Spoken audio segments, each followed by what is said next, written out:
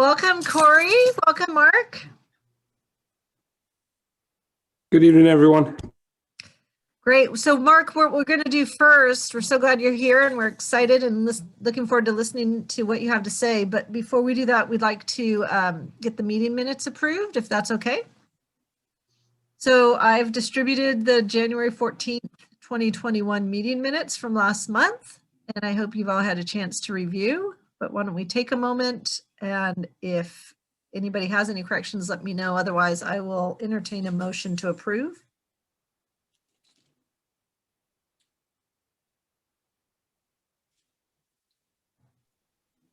Motion to approve.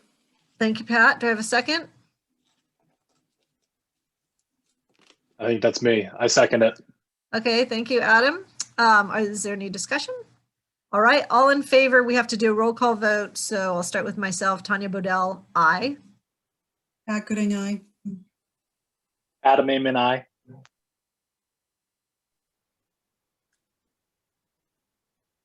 Debbie, you have to take yourself off mute. Sorry. Debbie Cook, aye. All right, perfect, great. The minutes are approved. Wonderful. All right, well, we are so excited for our guest to talk to us about electric buses and the exciting things that they've been doing in another town in Massachusetts. Just to give context to anybody who might be listening in or who might listen in the future, the Alternative Energy Committee is looking at how we might be able to utilize electric buses, not just for bus transportation, but also as an energy storage facility, potentially an energy storage facility that can be mobile and bring electricity to the town buildings as they are needed. This is part of a study that's being done at the DPW site as part of our Mass CEC funded study grant. And we're very excited to hear what our consultants on the microgrid study have to say. But as part of that, Michelle did some great research and found Highland Electric Transportation. And they are here to talk about what they do with electric buses and give an actual real world case study, I hope, about what they've done in Massachusetts. And before Mark starts, Steve Girardi has just joined us. Steve, welcome. Mark, take it away. Well, wonderful. Thank you. I appreciate you having me tonight. My name is Mark Riccio. I'm the Vice President of Sales for Highland Electric Transportation. We've been around for about a little over 2 years now. We're located in the North Shore area, north of Boston. South Hamilton is corporate headquarters. I actually live in Michigan. I have a very small territory called all of North America, so it allows me to fan out equidistantly to all points abroad pretty equally. So we had a banner year last year. We did do our first implementation in our home state of Massachusetts with a pilot with Beverly Public Schools that represented the first vehicle to grid pilot in the state of Massachusetts utilizing the technology, which is an electric school bus. And it's actually only one of a handful, you can count almost on one hand in North America, of how many pilots there are out there. So it's very, it's a great example of what can be done with the technology, and absolutely Massachusetts is in the lead, very progressive state. So what I'd like to do is present just a brief presentation. It's not going to be death by PowerPoint or anything by any means, but I think it'll give you a better flavor for, who we are, what we do, and how we do it. And absolutely, I'll provide you with a copy of this after tonight's meeting. And this is meant to be kind of a conversation, so absolutely feel free to interject at any time and ask any questions. Everybody see that? Good? Perfect. So, one of the things, if you take a look at school bus in general, there's about 480,000 school buses that operate in the United States every day. They transport about 26 million pupils every day safely to and from school. Your state of Massachusetts has about 9,000 buses, and it transports about 500,000 pupils a day. The overwhelming majority of those buses are diesel buses. There's really not a lot of alt fuel. You do have some pockets. Boston has been pretty progressive implementing propane, but really outside of that, it's really few and far between. And in terms of the current landscape in the market, there's really three factors that we run into over and over and over again with this new technology. Number one, we're obviously going to be eliminating diesel pollution, replacing them with 100% emissions free from tailpipe clean electric school buses. There's a cost component to doing this. Obviously, an electric school bus is generally about 3+ times more expensive than a traditional diesel unit. And the biggest thing that we run into really is the complexity involved with this. I'd say probably well over 95%, probably even about 99% of the school districts and the third-party fleet managers we deal with, this is something that's totally out of their depth. Another thing that we run into quite a bit with just about everyone is the fact that there are hidden infrastructure costs that lurk beneath the surface in the form of soft costs that, again, 99% of the individuals who are our prospects and our customers absolutely have no clue that this exists. And this can really sink a project before it even starts from all the complexities that are involved with the projects. So in terms of obstacles for, EV or an electric school bus adoption or electrification, I mentioned you have the upfront incremental cost delta or the cost difference between acquiring electric versus diesel. You do have to have expertise in the energy infrastructure to do the site assessment, planning, engineering, construction, interconnection permits, developing, the managed charging program and charging complexities that go along with that, and the hardware and software integration, and the list kind of goes on from there. As a trade-off for the technology, there are some wonderful trade-offs. Obviously, if you think about the fact that a typical internal combustion engine has about 2,000 moving parts and pieces in its powertrain, an electric school bus has less than 1% of that. So there's just far fewer moving parts and pieces that can fail. So from an operational standpoint, you're going to have a greater, what we would refer to in our industry as a greater TCO or total cost of ownership when it comes to the maintenance cost savings aspect of the new technology. Also, we're getting rid of fossil fuels. We're going to be using electricity as fuel, which is much more efficient and it's less expensive. We're also going to take a look at leveraging vehicle to grid as a spec or a specification on these buses, which can potentially generate income or revenue.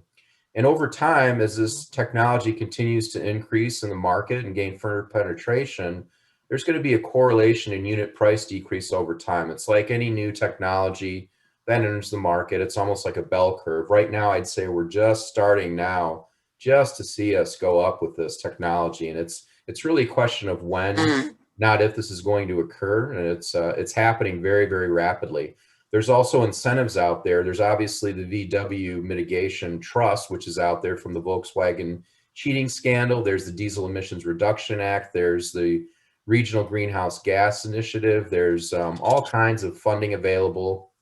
And with the incoming Biden administration, there's going to be even more funding coming down the pike, probably over the next, my guess, 6 to 12 months. So that'll cascade very nicely kind of into our area and on our industry for electrification for school bus. If you think about a school bus, we consider them, or at least Highland does, my organization really considers them as distributed energy resources, or what we call DERs.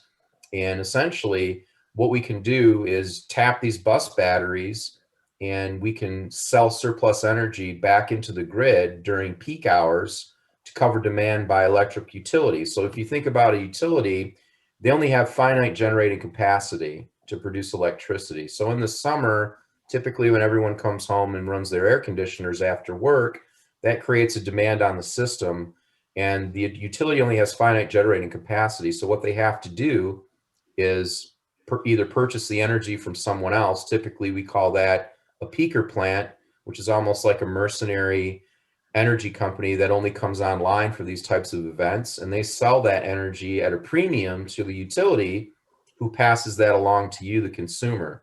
So if you think about a school bus itself, it's very interesting for its application as what we would call a DER, because it has a fixed daily route model. So it goes out in the morning, it picks up students, comes back in the early afternoon. It can potentially charge and discharge. It goes out late in the later afternoon and then comes back to the depot and can potentially charge and discharge after hours. And then seasonally, most of your schools, obviously in the summer, really don't run most of their routes. So a large percentage of your routes are dormant. So electric utilities are really starting to understand that a school bus is really an ideal DER for them to sell their electrons. If you think about it, it's really a regionalized approach to obtaining energy for them in a much more cost-effective and localized way. So it's starting to gain quite a bit of traction in the market. As I said, there's about 480,000 school buses out there, and the overwhelming majority of those are diesel. So if you kind of extrapolate and do some of the math, you can kind of see where this is headed. A lot of the utilities are just starting now to really get savvy to try to understand this.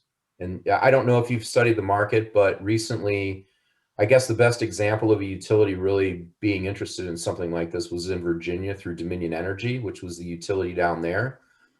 They actually funded on their dime to acquire 50 school buses, electric school buses, and they disseminated them to 15, I believe it was 15 different school districts. And the reason why they did that is because they wanted to model the data. So in this early impetus stage of the market, really the devil is in the details, and the details are in the data. Absolutely, with this technology.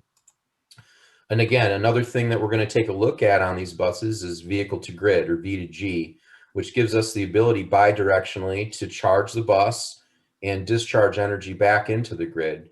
There's a lot of complexities that go along with it. This is kind of a simplified diagram of, the input and the output of how this would work, but there's a lot of management that goes along with it, and managed charging and interconnections and handshake protocols and some other things to set it up. It's pretty complicated. Again, as I said, it's out of the depth of most of an end user customers, especially a school district that's really focused on education and transporting students safely to and from school every day. So if you consider the average school district, if they were considering electrifying their fleet, they could choose to go down an independent path. They could seek the grant funding, compile a really interesting narrative, put together an application, design the depot infrastructure with all of its complexities, select their hardware and software vendors, build those V2G arrangements through the interconnection permits with the utility. But the most important thing, at the end of the day, they have to go to their constituents or their taxpayers to ask them on their dime to get involved with a technology that's really perceived as something that's very, very new and hasn't been proven in the market, that's very expensive.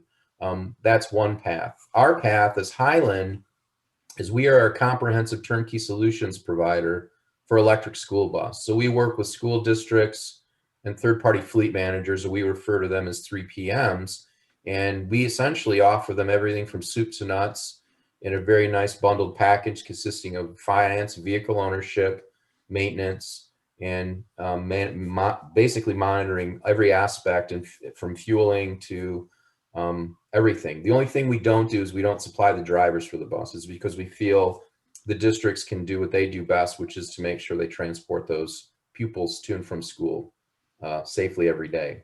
So what we're offering realistically in this turnkey solution is we're offering a easy way to navigate with this technology to implement it.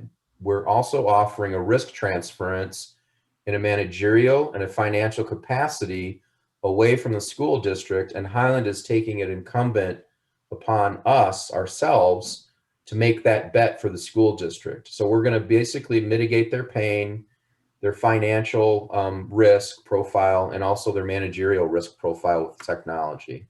And what we are is, if you think about it, we're essentially, our model is electric school buses as a service. And our model really is predicated upon being as transparent as possible to make our customers very, very comfortable with what we're presenting in a very simple and easy to digest format. An important aspect of our model as well is predicated upon achieving budget neutrality. So what we'll do is we'll work with a school district to find out what their present condition is to own, maintain, and operate their diesel school buses. And our offering will be predicated upon replacing those old diesel buses with new electric for what they're paying today, present condition for diesel. And the way that we can do that is we're going to be leveraging a combination of grant funding and also the ability to potentially utilize the buses as distributed energy resources to generate income. We're using those two mechanisms as a semi pass-through for the benefit of the district so that we can deliver our model, which is that of being budget neutral or flat on budget. And most of the districts that we talk to and the CBOs or business officials really understand that it's really resonating, especially in light of COVID, unfortunately. If you can think about what's happened with budgets and with unemployment and some of the things that have happened, most of the budget directors are really flipped out about what's potentially coming down the pike next year for their budgets, which typically coincide with state budgets, which happen usually around the June, July timeframe, typically. So again, we're trying to mitigate their risk and make it as easy and simple to digest as possible. So again, we pretty much do everything from soup to nuts in that we'll do all the infrastructure, site assessment, planning, construction, engineering. We'll implement the infrastructure. We'll purchase the chargers, the smart chargers. We'll bury the conduit. We'll do absolutely everything. The district doesn't have to worry about it. We'll also finance on our dime the upfront incremental cost difference. So for example, if we were to receive maybe $100,000 per bus as a grant, there's still a delta or an incremental cost difference of about $200,000.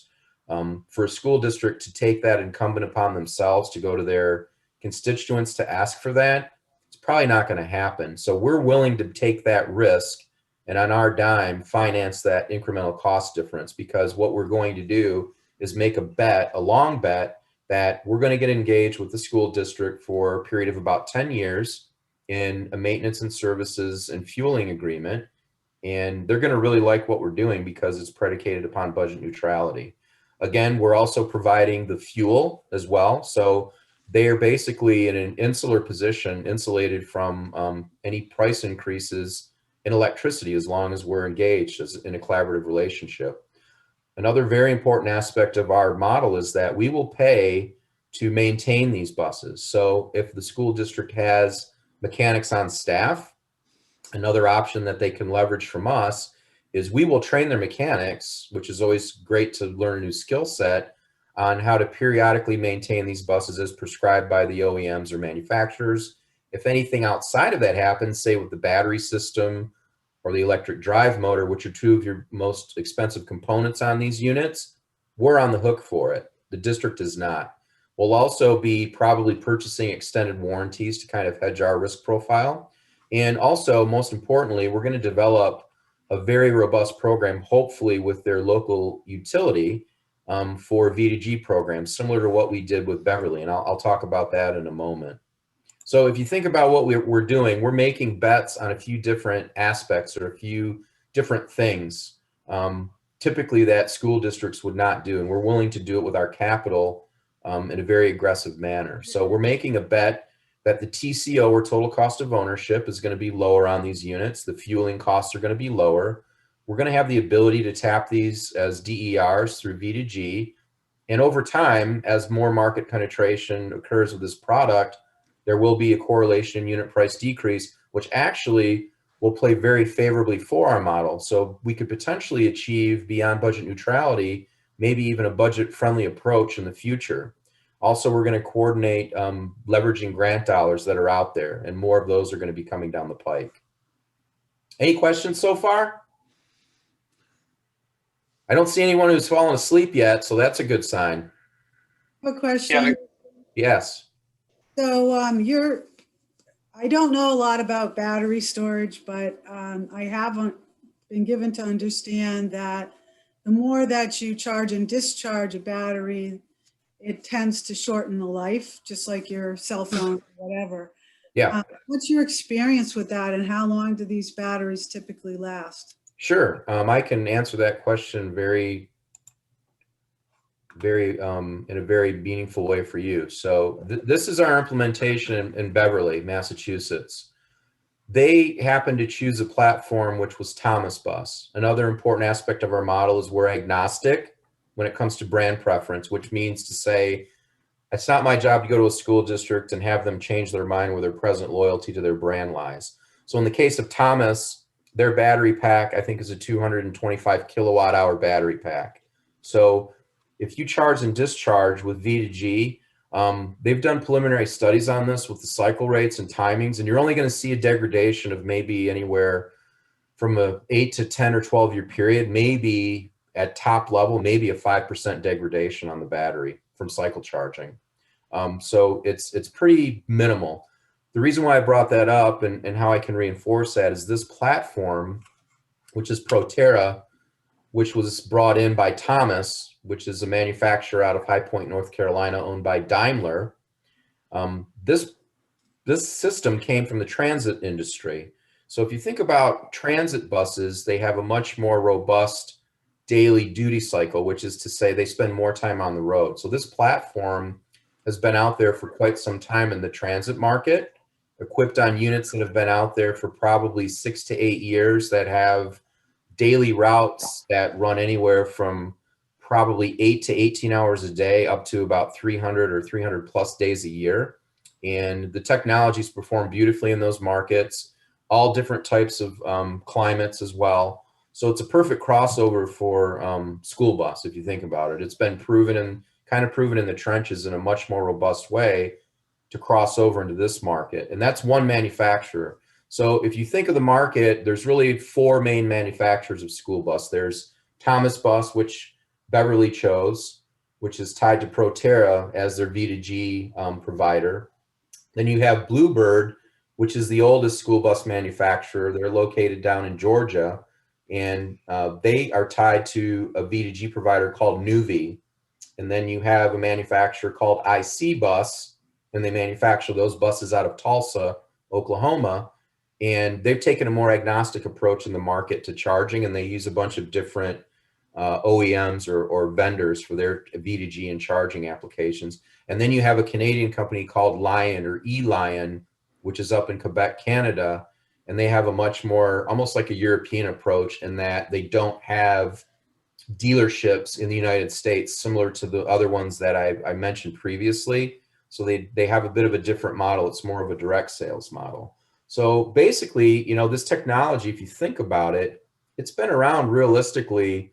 Bluebird got involved with the technology, and they actually had old lead acid batteries on an series of electric buses for the Olympics when down in Atlanta in the mid 90s. So it's been around for a long time. Realistically, though, it's becoming ascended, or has been becoming an ascended technology probably for about the last 2.5 or 3 years. All told, on the road right now in North America, there's probably 500 electric school buses out there with rubber on the road, which is continuously growing by leaps and bounds. So for us, for Highland, this represented our first implementation in our backyard. We were just awarded a program in Vermont, which will be great. We're on the verge of hopefully being awarded one in New Jersey, which will be great. And we've been awarded a very substantive program on the eastern seaboard in the mid-Atlantic. I can't divulge it. It'll be made public probably in about 2 weeks. It's one of the largest school districts in the United States, and the program will involve implementation of over 300 electric school buses in a programmatic manner over time, which will represent the largest implementation of this type of technology to date. So as I said, it's not a question of if, it's a question of when this is going to happen, and it's happening in a very accelerated fashion. So that's it. Hopefully you kind of get a better flavor for who we are, what we do, how we do it, and I'd be happy to answer any questions you may have. So I'll, So the question, oh, go ahead, Adam. no, Go ahead. Tanya, you go. You go. I just, Beverly, are they serviced by National Grid, Mark? Yes, Beverly is serviced by National Grid. So what we did, so whenever we get involved in a project, or we're active now in 15 states. So before we get involved with a project, we do a very thorough job of vetting out who the stakeholders are going to be in a project. So for example, with Beverly, we worked with obviously the school district, everyone from the transportation director to the business official to the superintendent to the school board. We also worked with political leadership with Mayor Mike Cahill, who is a climate mayor. He's part of a coalition throughout the United States very progressive mayor, was a champion for the technology. We worked with the Clean Cities Coalition folks, which are sponsored by the EPA. We also worked with the Mass CEC for some funding. And most importantly, we worked with National Grid to develop a daily dispatch program specifically to tap these buses bidirectionally so that they can, in the summer months, essentially use these buses for peak shaving or to cover demand when everybody comes home and turns on their air conditioners after hours. Right, and that's my question, because we are serviced by National Grid. So my question is, is that a pilot project program for the V to G or vehicle to grid benefits, or is that an existing tariff that we would be able to have a guaranteed source of income? This is something I believe that could be posited throughout Massachusetts. Absolutely. I know that they had a webinar today, and they're actually talking about a program that goes well beyond this, potentially to even have some funding for electric school buses in and of itself, which is very interesting. Right. So, you know, so they what you're saying is absolutely- right now it doesn't exist. Is that right? This was a pilot project. They do not currently have a V to G tariff. No, they do. It's a make ready. It's basically, it's a daily dispatch program where they're going to pay essentially X amount of dollars for us to cover anywhere between 10 to 30 what they call events, which would be peak coverage during these summer months, typically the summer months. So it's something that could be potentially ported over to your community. Absolutely. I know National Grid's very interested in expanding this program. Great. Perfect. Okay, Adam. Yeah, so my question was related to the optimization around dispatching the battery back into the grid. And I know in Massachusetts, we have the Clean Peak Standard, and you'd mentioned some of the other subsidies that exist. And so in the pilot program in Beverly, what type of margins or annual profits that do they receive to become this budget neutral that you were mentioning? So I imagine there's a major upfront cost. You had mentioned three to one. And so what is the payback period and how much do they get through those optimization schedules? Sure. So essentially, we calculated the TCO for Beverly at about $24,000 a year. So our model was predicated on proposing an offering for $24,000 a year that included everything that I discussed. And we leveraged some funding from the CEC, and essentially, we're going to be getting about $12,000 a year from V to G in July and August from National Grid, tied to those fees from the rates.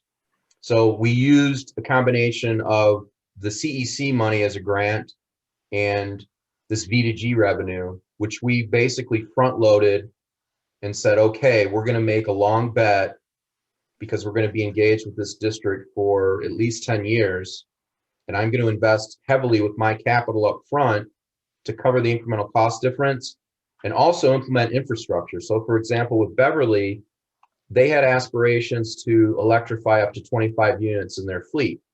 They just took possession last year of 1 unit. This year, they're going to take possession of maybe 1 or 2. So what we did on our dime, we put in the infrastructure up front for all 25 units because in our mind, it's much more economically feasible to do that because we're only digging the ground up once to lay 480 for the conduit.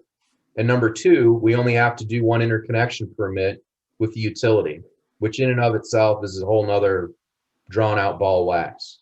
So for us to do that, we're already locked and loaded, and we're making a bet that this particular district is really going to see the value in what we're doing, and we're going to be engaged in a programmatic manner over time to electrify their fleet. So essentially what we do over time is we just add more stub ups, essentially, and then we just add more charger units tied into the smart chargers, and it's all there. So we can scale up as needed based on their plan. So we'll go over a scope of detail based on the plan that they envision, and we'll try to accommodate that and do it all up front. As I said, and we're taking that risk in a very aggressive way with our capital to implement that and make sure that it's there for the future. And then that revenue that's received intraday, is there profit sharing or is it 100% for the school district? No. The revenue that's generated is Highland takes that revenue because I'm amortizing my investment over a Okay. long period of time. So if you think about the incremental cost delta for these buses, we paid out, I want to say probably close to 150 grand or 200 grand per unit. And the infrastructure itself was about another, probably with everything, when it was all said and done, it was close to $1 million. So we made a very, very heavily front loaded bet with our capital to do this. So that's money out of our pocket that we predicated our offering to the district as in a budget neutral format. So we're making it up on the back end with the V2G revenue. So we can smooth Gotcha. out our debt curve over time by utilizing that revenue. If the district wanted the revenue, we could negotiate an agreement and they could take it, but my offering would no longer be predicated upon budget neutrality because it's a trade-off, it's an offset. Yeah, because I'm just thinking, let's say for instance, we were a municipal light and power company and you said that what's his name? Is he here? The guy that works for Hingham Light and Power? No, Mike's not Oh, here, yeah. right? Steve is here. Oh, Steve's here. The question would it differ if we were represented by National Grid compared to if we were Hingham Light and Power, and whether or not we would want to manage that ourselves if we Yeah. became our own municipality. So I think that's an interesting consideration. And sorry, my last question is whether or not this structure works from a leasing perspective of buses rather than buying them outright. Do you guys differ in your approach in providing this service? No, well, in some states they have programs like New York. They're on a program right now, which is a 5-year lease to own to be funded by the state. The way that we would work around that in the state of New York is we would predicate our offering based on a services and fueling and facilities agreement. Typically, we like to own the units ourselves. So Highland will hold the titles to these vehicles and retain ownership. And at the end of our period, where we have that 10-year agreement, there's a couple of things that could happen. The model is malleable in that it's very flexible. If the district did want to take ownership of the units, there would be a very minimal buyout that could happen. In most cases, though, these districts aren't going to want these units after 10 years because the technology is changing so rapidly. They're not going to want it. These charging systems are probably going to be good for about 10 years. And if we engaged in another round of contracts, we would replace all of that on our dime, essentially. So I have a question. So you folks provide all the infrastructure. We pay for the bus. You said it's 3 times the cost of a bus.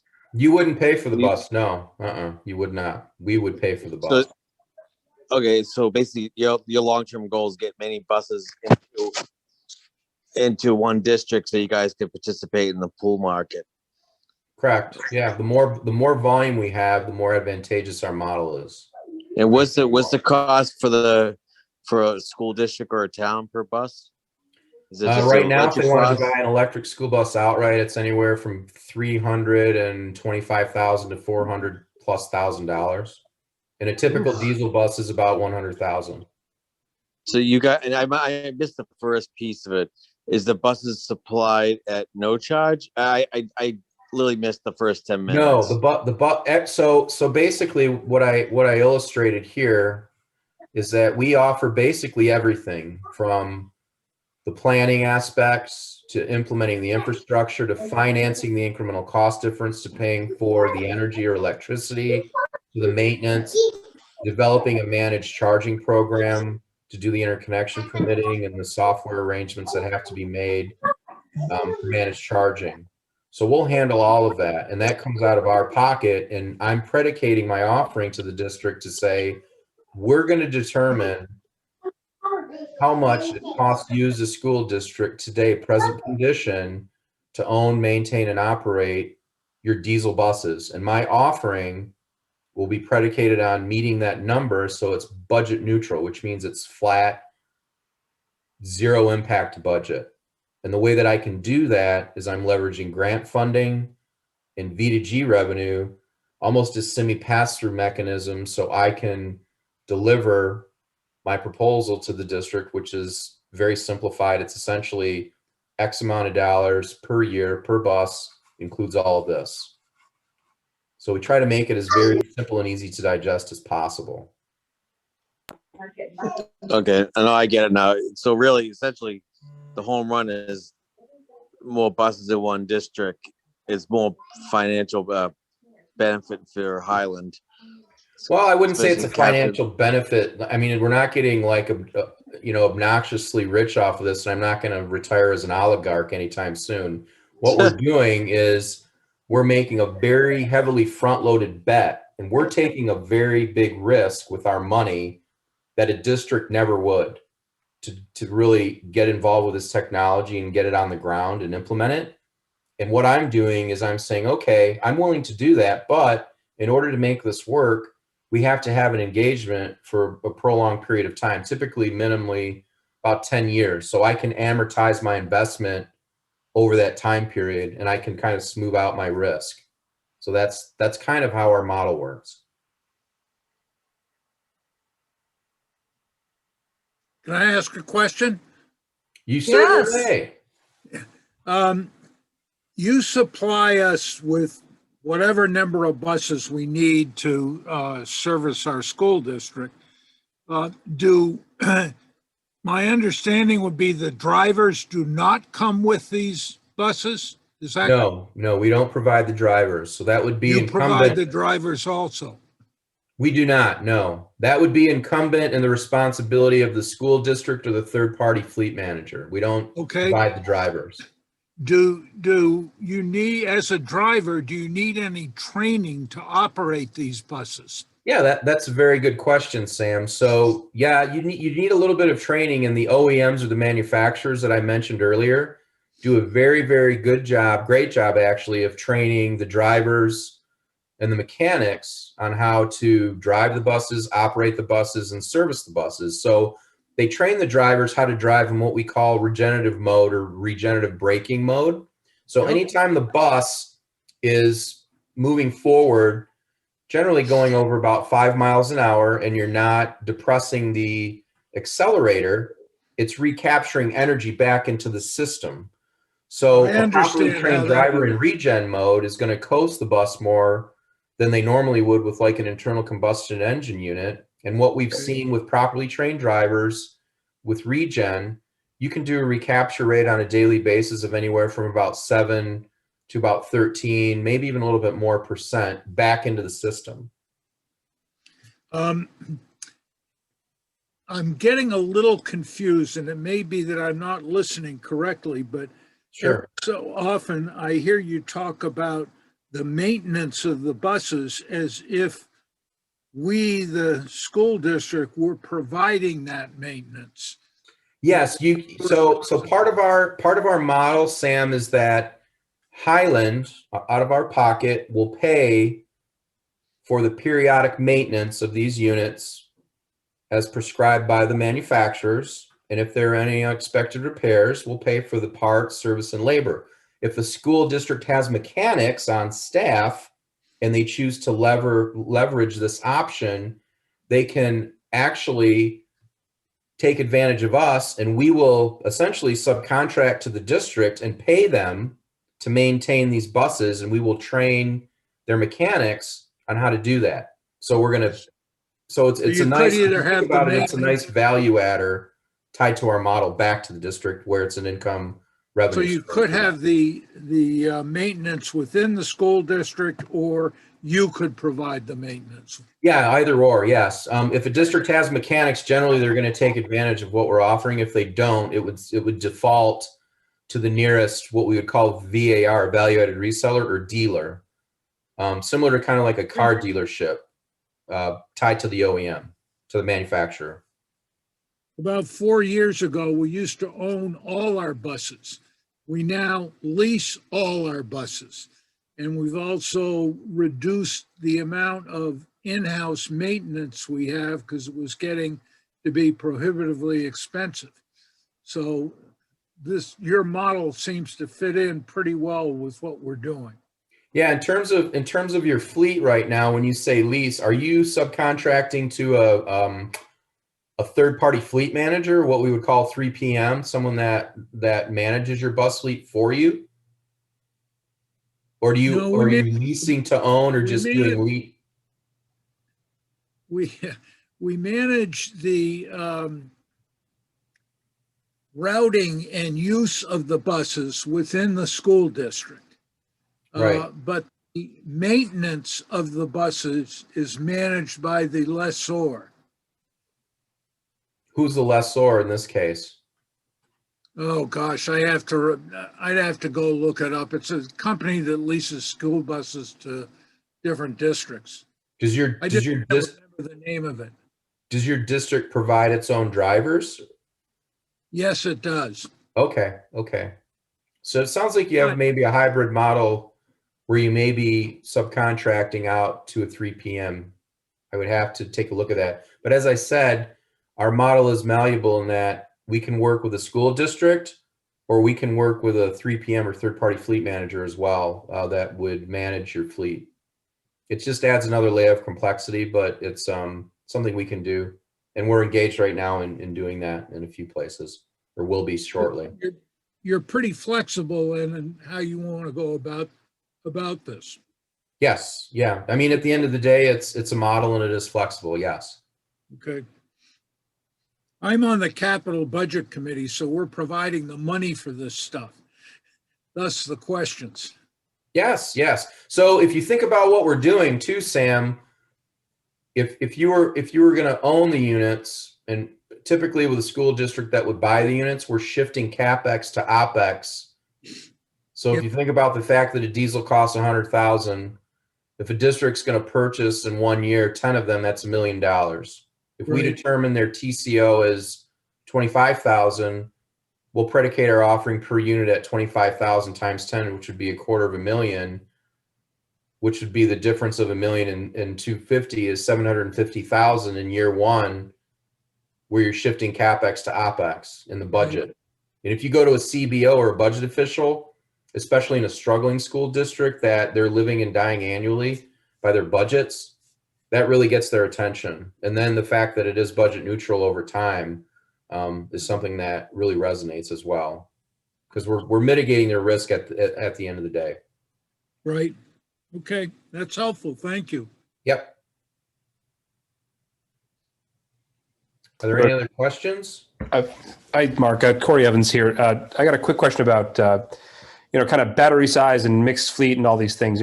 One thing with, electric, transportation is that, obviously battery size equals range, but, with a school bus in a small town, it's very possible that a school bus won't be doing a lot of miles in a day. So, it doesn't necessarily make sense to have every bus have the largest battery possible. In addition, I'd like to hear a little bit about, for the towns that have done this, is this something that they've, migrated fully? Because I'm also imagining that we've got a bus that the hockey team takes, for a 60-mile Right. trip. We may need another diesel bus. So tell me a little bit about, Yeah. mixing fleet, and if you do a variety of battery sizes, again, Yeah, battery, that's yes, that kind of stuff too. yes. So we only work with, so there are essentially three, they call them types of buses. So there's a type A bus, which is your short bus, which is on a cutaway chassis, which is typically like a Ford or GM with the body on top of it. And then you have what's called a type C bus, which is really your traditional school bus that you would see that has the elongated hood on the front of it. And then you have what's called a type D bus, which is more of a transit style flat front bus. Almost looks like a loaf of bread on wheels that has a higher passenger capacity, tighter turning radius. Highland only engages with type Cs and type Ds because of the batteries that we can leverage with V2G. So typically with those types of units, give or take in the industry, you're going to get probably anywhere from 100 to 120 miles on a single charge, round trip, all day. If you deplete the battery, say you go out in the morning and you have a route that's 50 to 80 miles, you're going to want to charge the bus. So what we would do, and what we always do, is we implement DC fast chargers, which are 3 times faster than a level 2. So for example, with Beverly, in this implementation that I showed you, we implemented, this is an off-board 60 kilowatt DC fast charger. So right now with a level 2, like a typical level 2 you'd see with an automobile, or like when you'd see in a parking lot, that's 19.2 kilowatts. So this is 3 times faster than a level 2. So it's going to charge the bus that much faster versus a level 2. So if you do, and every school has what we call multi-function activity buses, where they take them on trips with the sports teams, with the band, and those go on very, very long extended routes. We're not trying to replace those yet because of the battery technology, because of the range. We're looking at buses that are AM, PM daily route runners that have a fixed annual daily route that's going to be less in the AM, probably less than 100 miles, and 100 miles, less than 100 miles in the afternoon. Because so like in the industry, it's pretty much, there's one bus size battery. There's not there's a bit long range bus, there's a bit of a bus. Yeah, there's a bit of variance out there. Like E-Line has right now, I think 3 different battery pack sizes to do, short, medium, and extended range. Right now, Thomas, I believe their battery pack is 225 kilowatt hour battery pack. Bluebird is 155 kilowatt hour. They're going to be coming out with a bigger one. And I think IC is kind of somewhere in that range as well. So they're all in the future. I'm sure they'll all have options similar to like E-Line, where they'll have different flavors for different ranges. And then from your end, when it comes to leveraging the different, longer term opportunities to recoup cost, are you preferential to larger battery packs? So it's one of these things for the town. It doesn't really matter if the bus is more or less expensive. When it comes to your offering, it's probably going to wash out because you're going to profit more from a larger battery pack. Is that kind of, so when from a distributed energy resource standpoint, obviously a larger battery pack is going to hold more energy from a discharge standpoint back into the grid. So we would consider that. But I mean, as I said, it's a model and there's a lot of different variables that are involved with calculating it. So if a district would say, okay, we don't want that large battery pack, but at the end of the day, our model's predicated on budget neutrality. So at the end of the day, it doesn't impact them at all. Okay. Yeah. All right. Thank you. Yeah. Are there any other questions for Mark? All right. Well, thank you everybody for your questions. Thank you, Mark, for coming to visit us and share the exciting stuff that you're doing.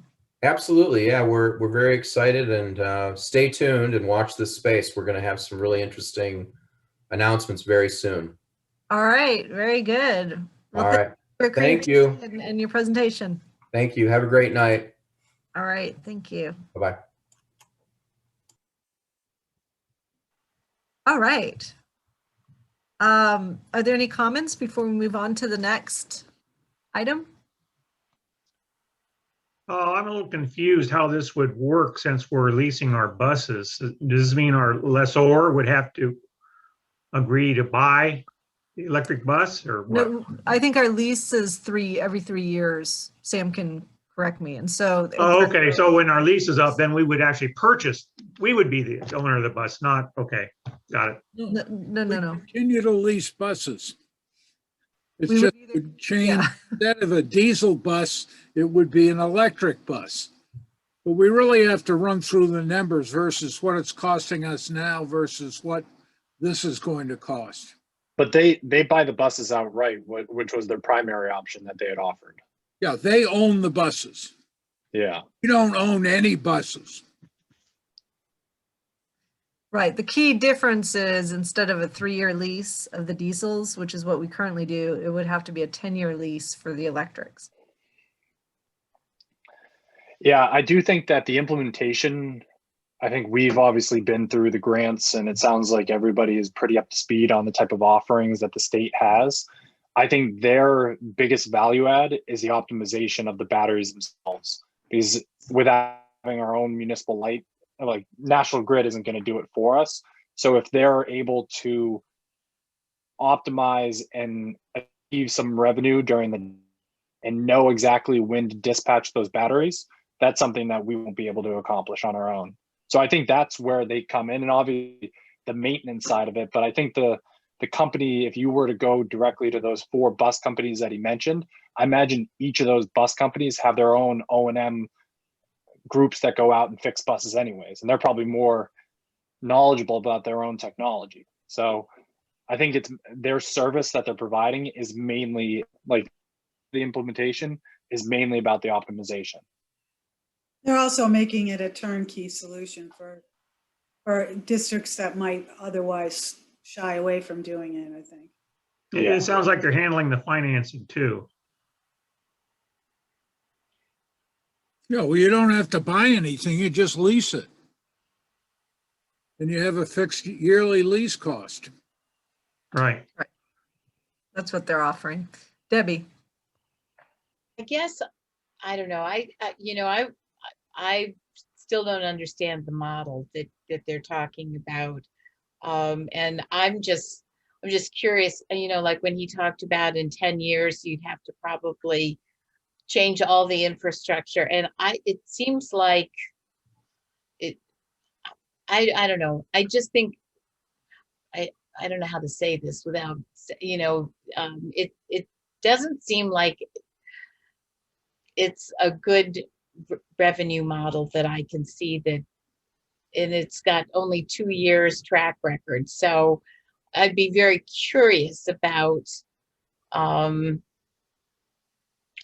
didn't understand his revenue sources well enough, I guess, and to see how they could literally, own the buses, put in the infrastructure, do all of this, when for us, we're just renting buses and, so I don't understand the model at all. And I guess I was troubled by that. Yeah, their model's the same model as the leasing company that we rent the buses from. The key difference is that instead of costing $100,000 per bus, which is what the diesel buses cost approximately, their buses cost, say, $300,000 to $400,000 for the electric vehicle bus, for the electric bus. It's the exact same model we would be doing now, except instead of paying a lease payment to a diesel bus, we'd be paying it to an electric bus. And they make up the difference, that difference between, we would pay the same price as we would for a $100,000 bus. And they make up the difference with grants. They've used VW settlement money. They get a payment from National Grid. They then are also betting that they can make money in the capacity market for their charging. Yeah, and The the Clean maintenance Peak costs are standard as also much well. less. I'm sorry, Steve? Oh, yeah. I said the maintenance costs will also be a lot less in the long run. Right, Plus and the fuel maintenance costs are costs. less. Yep, the replacement, the maintenance cost. That's why though they have to do a 10-year model to be able Right. to get the benefit of the lower maintenance costs and the potential revenue from the marketplace for providing peak shaving services. And they may also get investment tax credit, and then they're going to collect on the revenue associated with the Clean Peak standard, which is anywhere between like $20 and $30 a megawatt hour. So yeah, they because in order to do that though, they would have to discharge at a certain time, which may which would be in the middle of the day, right, when the buses aren't being used for pickup and drop off, I would assume. Yeah, I don't know. I'd have to look at the Clean Peak standard to see when the charging. It tends to be during the peak hours when the sun's shining. Yeah, It could be that. But the point is they worry about that. And if they can't make it, they either eat it or they default. And we would have protections in our contract so that if they default, we had recourse. Well, yeah, we I think to do before you could decide to go ahead with this. We're still, the schools are floating around different proposals of where to park the buses. So we don't even know where we can put them yet to put in the charging infrastructure. We've got 2 years to go, maybe a year to go. I hope that. Yeah, but I think if the numbers look pretty good on this, we ought to get the schools involved right away in it and have them start carrying this ball. And I think the question is as well is whether or not we could do this on our own, or if we need Highland to have this one-stop shop approach, because we don't even know what the cost is associated with their program, that even though it may be the easiest for us, it may be exponentially more expensive than if we were to go to one of these bus companies directly and do the grants ourselves and file all the paperwork ourselves. Well, you could. You got to figure that out. I mean, we got out of owning buses because it got to be prohibitively expensive from a maintenance standpoint. We were getting up to $20,000 a year per bus for maintenance in some cases, and it was crazy. And we've substantially reduced the bus cost to the schools by going to leasing buses with maintenance leases included in them. You know, one thing we wanted the schools to look at was to lease buses and lease the drivers. So you get rid of the payroll that you have to pay the drivers within the town budget and the pension obligation and all of that. So just for everyone to know, I've been working with National Grid to figure out what type of incentives there are out there if we do decide to convert to an electric school bus fleet. And we're also working with our energy expediter on all of these fast charging stations and the cost and the implementation of them all, because they just did release more grants against them, which pay up to $50,000 per fast charger. So that essentially pays for the charger itself, but not the installation and the site work of the charger. So we are actively working on that. So hopefully at the next AEC meeting, we'll have more information on it. Could I jump in? Part of the committee, but so I mean, Adam, I was exactly thinking that, which is, you know, again, and to Michelle's point, you know, I think that it struck me that it seems like their normal customer is much less down the road than you guys are, you know, so it strikes me that they are probably offering a service that, you know, we, you know, are more than capable of handling ourselves, and piecemealing something and saving ourselves a lot of money instead of paying them for it. The other thing to consider when it comes to, you know, future contracts for leasing and with traditional, you know, drivetrains is that those expenses aren't flat. You know, new diesel engines with, you know, complex emission systems, you know, the drivetrains are getting more expensive. The maintenance costs are going to be more expensive. So, you know, there is going to be a, you know, if this is a 10-year flat cost, you know, it's also, you got to remember that the alternative is going to get more expensive. So, you know, when we're thinking about, well, maybe it's more expensive now, 7 years from now, this may be completely a different direction. And the other thing I was going to mention too, like we're thinking about electric buses, right? And obviously we've struggled with our electric grid, and obviously one of the reasons why we're going towards microgrid, but maybe there should be a consideration of hydrogen buses or natural gas buses, things that are another resource other than diesel, and whether or not that gives us a good alternative and still cuts down on emissions. And there's one more thing to consider as well too, is wherever the new bus depot may be, just like a solar customer in Cohasset that Tanya and I work with, you're gonna have a capacity issue, which line you pick from. So you gotta keep that in mind. But if you do it on yourselves, which we did the first 3 electric cars ourselves, some kid came in and gave us a pitch. I remember Chris Senior and I talked, and he got the 3 vehicles themselves, and Pat would remember that as well.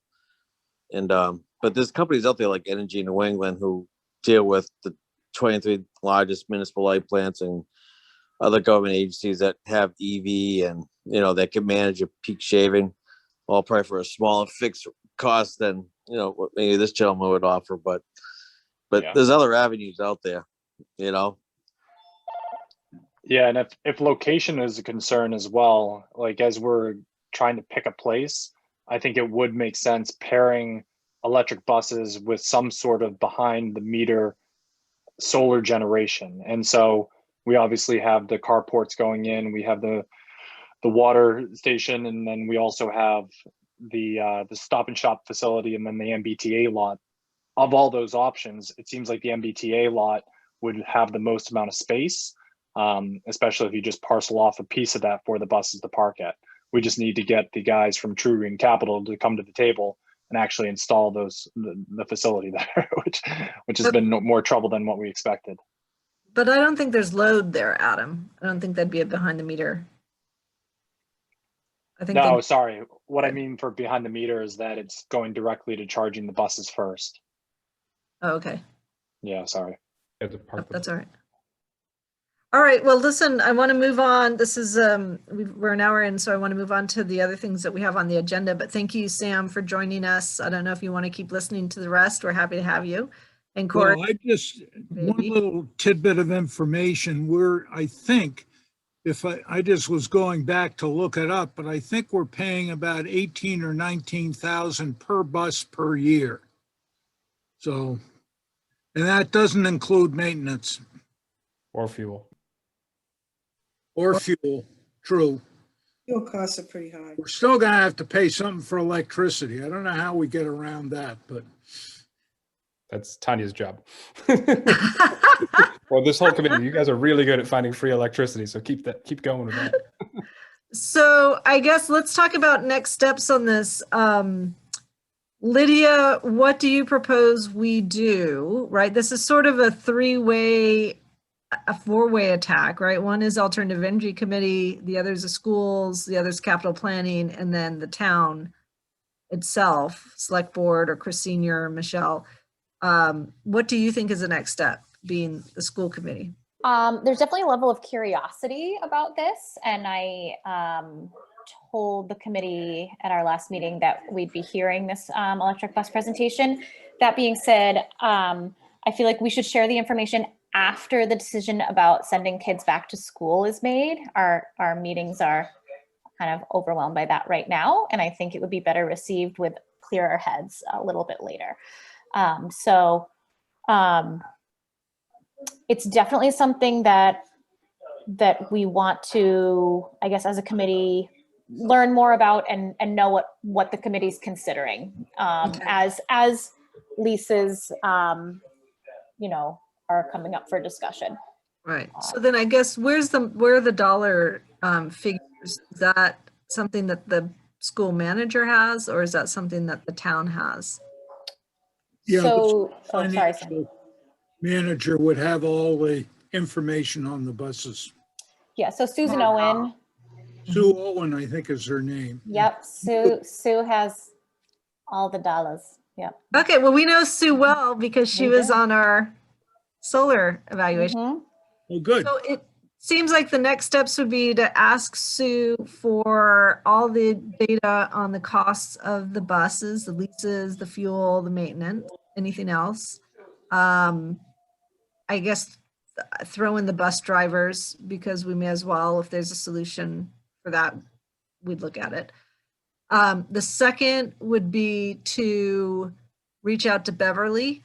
I think that the school committee might be interested in hearing from the Beverly School District why they decided to do this. Was this just let's try a pilot project? Where is it? Is it working? How do the kids like it? How do the parents like it? So maybe have Beverly, the school district, come and talk first. And if there's interest, then down the line, not now. And I see this as sort of midterm. I think the dollar data is immediate. The Beverly discussion with the school committee would be sort of next couple months or so.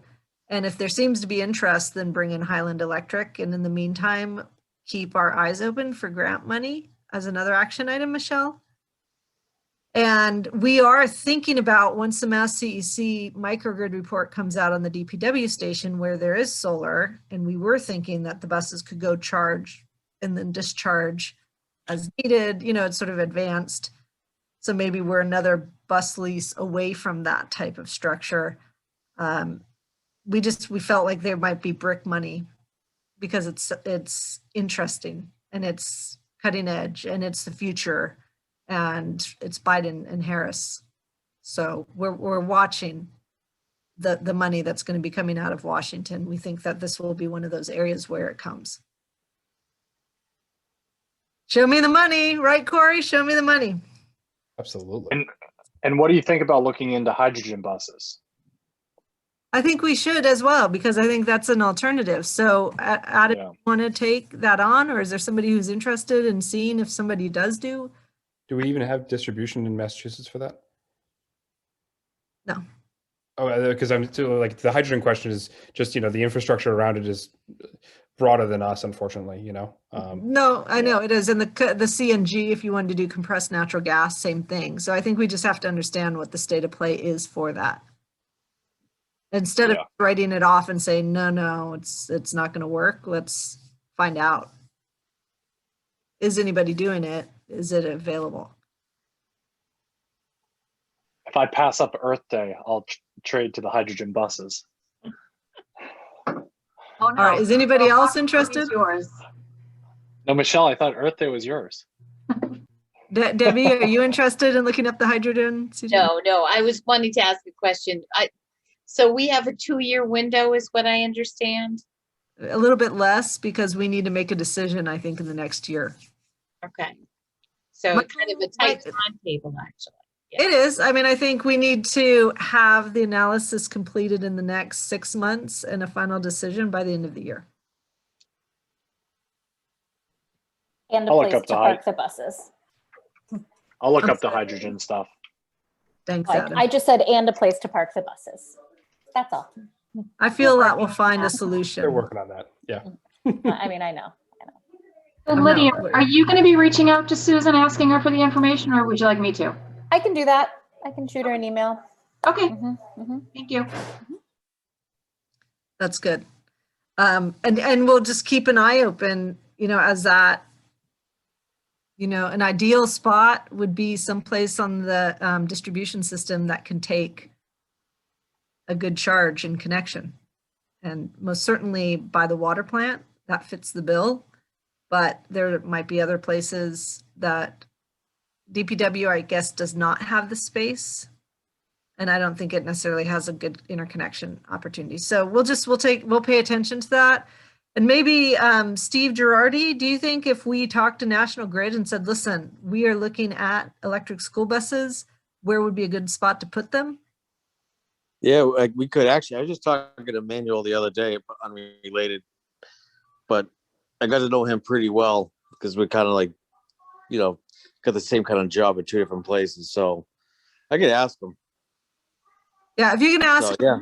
they could do that type of analysis first. And then at least we would know where a good place for the electric school buses would be. And if there's overlap with the possible options for the parking, it's a no-brainer. Yeah, absolutely. I'll do that tomorrow. Because actually, I am calling him tomorrow for an unrelated item. So That'd be great. I'll ask him. Okay, a lot of Okay. action items, Debbie. I hope you got them all. Yeah, except for what Steve just said. And also, do we have someone who's going to reach out to Beverly? Michelle's reaching out to Beverly, and Steve Girardi is reaching out to National Grid to see if we can get identification of locations where it'd be easy to connect 6 buses to their system.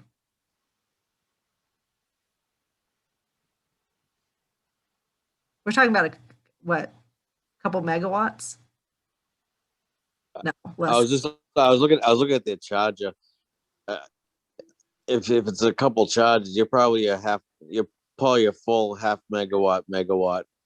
So okay. you're looking at 80 amps. That's a lot in one shot. So you gotta make sure the system can handle it. Yep. So I'm suspecting someplace close to the feeder lines is probably going to be the answer, but Yeah, like if you want to compare like a megawatt, like that'd be like 3/4 of the Hingham shipyard. I always kind of use that as a term that everybody knows that general area. Do you think So- there's room in and around the landfill? Remember we were talking about the slope of the solar panels potentially being expanded. You think if that land is flattened instead, you could potentially put the buses around it? I don't know if that's healthy and safe, but we can't flatten the landfill because it's lined and Right. yeah, okay. Got nasty stuff in there. But what about the DPU facility right next door to the landfill? they They don't, that's where the buses are now. They want to get rid of them. yeah. Oh, okay. Yeah, we got kicked out of there. The buses are actually at the Little League field now. Right. Yeah. So Well, there's another maybe- place that could make sense. Maybe if we kind of- promised them we'd repave the parking area, they would go for it. Sorry, Adam, go ahead. Cohasset Golf Club just recently purchased the land that's sort of between the 10th hole and where the dump is. And they're going to be moving their shack back towards that area, and they're going to be knocking down the old buildings that are there. There could be a conversation there. So I believe Jason Federico's already had that conversation. We can circle back with them and see what it amounted to, but I believe they already had the conversation. Okay. All right, well, I think we've got some good action items for this month, and next month, as we get a report out, we'll talk about the next action items on this, just to keep the ball moving ahead. But I think we're cognizant of the time, and we've got the right staging to be able to take it to the next steps. And so I think this is good. All right, next is electrify everything. I'm going to say goodbye. Bye, Sam. Thank you for Just don't spend any money. I can't without your approval. Bye. And thanks for letting me join in too, guys. Thanks so much. Yeah, thank you, Corey. Yeah. Okay, electrify everything. Okay, Pat and Steve and I, there were 9 of us. We got together for our first meeting on January 28th. It was basically an organizational meeting. There's a lot of loose ends, including our name, which hopefully we're going to get it. Our next meeting is next Thursday at the 18th, and hopefully we can start getting everything really up and running by then, including what our name should be, and websites and everything else. So it was, I don't know if you guys want to say anything, Steve or Pat. You know, we just laid out discussed the mission, discussed, and actually Steve and I and Pat have a meeting with the town manager to go over how we can work with the town and you know, somehow position ourselves so that we could maybe be eligible for some funding and be eligible for endorsements and things like that. So we do have a meeting set up. So, yeah. Great. This is good. And the 3 towns that you're meeting with, or the two other towns? Situate and Marshfield. So Situate, Marshfield, and Cohasset, just to summarize for everybody who's not aware of this program, is looking to find ways to provide discounts to our residents for electric things and alternative energy options. Right, perhaps home efficiency improvements also. That's why I'm wondering whether electrify everything is the right name for the project, because there are potentially things there that are not directly related to electricity. Okay, well, I think the name is not of as much interest to me, although it's more fun perhaps sometimes to think about the name. But I think, Debbie, thank you for doing the great job that you're doing and keeping the ball moving and running it along. And we look forward to seeing the report out at the next meeting. Yep.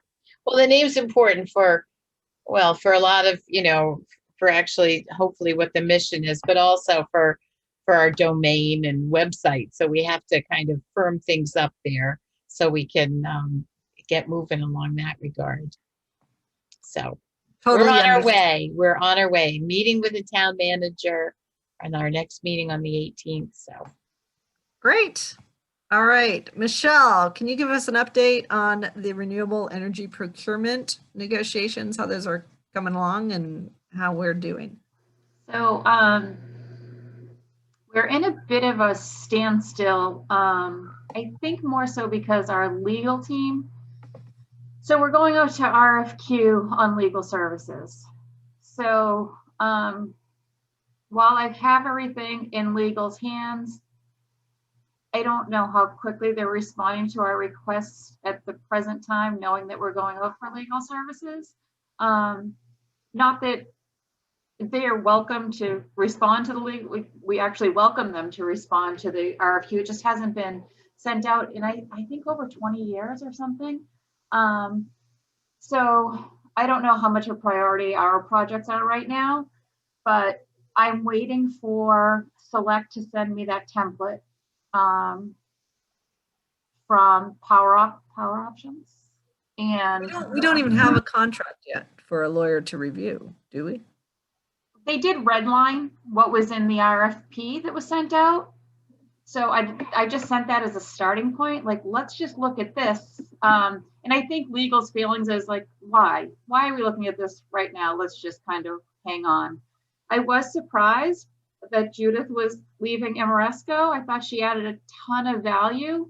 So it was disappointing to get that email. And I mean, Jackson seems like he's just going to pick up the ball and run with it. I'm hoping that's the case. And I'm curious to know if the designs were socialized at all, Lydia, with the school committee, or I understand getting the kids back to school. Yeah. I didn't put anything else on the school committee plate because the getting the kids back is like pretty all consuming right now. Yeah. But I have them, they're ready to go. I just feel like in an already like lukewarm setting, this wasn't the time to be like, hey, here's something you don't love. Let's talk about it, you know? So I just feel like there's better timing.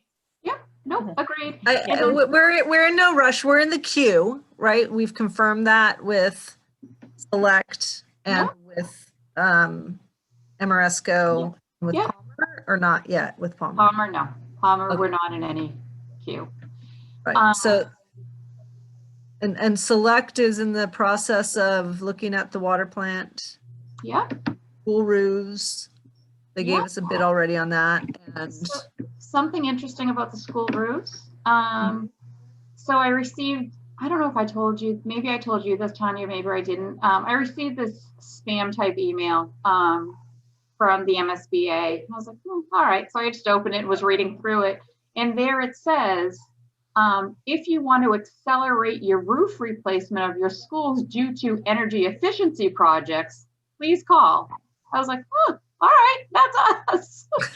So I called. I actually have a call with someone tomorrow morning. She's going to call me back. I spoke to her maybe for a few minutes this morning, but she was going into a board meeting, so she's going to call me tomorrow. I'm curious to know what she has to say, because that would just be too easy and too good if we could really do something, all from a spam type email. So I'm excited to see what she has to say, and I mean, cross our fingers, maybe they would do something with us. So that would be exciting. Yeah. What else is going on with the procurement? I think that's really it. No, nothing else. Nothing else on the procurement at this point in time. okay. The only other thing is, go ahead, Adam. I was going to say, the only other thing is the MBTA lot. I had a call with the guy from True Green Capital. I let him know about the RFP process. He had asked whether or not we had awarded any contracts. I had sent that email. I had copied you guys in on it. He had planned on responding when he has something to respond to, but he just doesn't have an update at the moment. So I don't know if Matt, what is his name? Matt DeSorbo is the one, Steve, that you know. I don't know if you've heard from Steve or from Matt lately, but at least the commercial guy has nothing to add. I haven't heard from him in a long time, and I try to reach out to him for something else. They're very hard to get a hold of. Yeah. Well, the guy that actually is responsible for installing it, or on the commercial side for deploying the capital, he understands what they need to do. He just hasn't got around to it. So he keeps saying that it's going to happen in the next couple months, but it just hasn't happened. So I don't know. I'll keep following Isaiah? up. No, it's Adam. Oh, okay. I'd like to interject a little something here. When we're talking to our bidders, in particular Amoresco, I don't think it's too soon to alert them to the fact that we're talking about community solar. And kind of broaching the topic with them and finding out whether they've had any experience with that. I'd hate to see us blocked out by a contract that didn't consider that possibility. And by the way, Tanya, I didn't hear back from that contact that you gave me with Amoresco, so if you could follow up on that. Okay, yeah, so that's Judith, and Judith is the one who just left and became the US strategy for National Grid. So there's two different things, Steve. One is procuring solar for the town's usage. The other is making a solar project available for people in the town who might want to come together, part of a community solar project. So they're two different things. Yes, I know there are two very different things. I just want to make sure that our bidders are aware that we're also thinking about community solar. And I'd hate to see them write a contract for us that somehow made it more difficult to do that. That's all I'm saying. Okay. And also, if we could find out, if one of them had some experience with community solar, then we'd like to really engage in a conversation with them about it. Right. I do know that Amoresco is quite heavily involved in community solar, but I don't know any details. And to make any further progress on this topic, we're going to have to talk to them about it. Okay. So maybe, Michelle, can you email Jackson and copy Steve and Jackson if there's somebody in Amoresco who specializes in community solar? Sure. And then we can see what they do. I mean, just the reality is the incentives are not as rich for residents versus the town. The municipality gets an extra incentive, so that makes the savings bigger. And the other reality is that a developer is going to prefer to go with a single party who has a credit rating versus a collection of people. It's just, but that doesn't mean we don't want to try to pursue this. It almost would be better to see if we could reach out to some of the neighboring communities who are serviced by National Grid who need solar or want the savings, see if they want to tap into some of the sites that we have in town. I think that might be something we think about as well.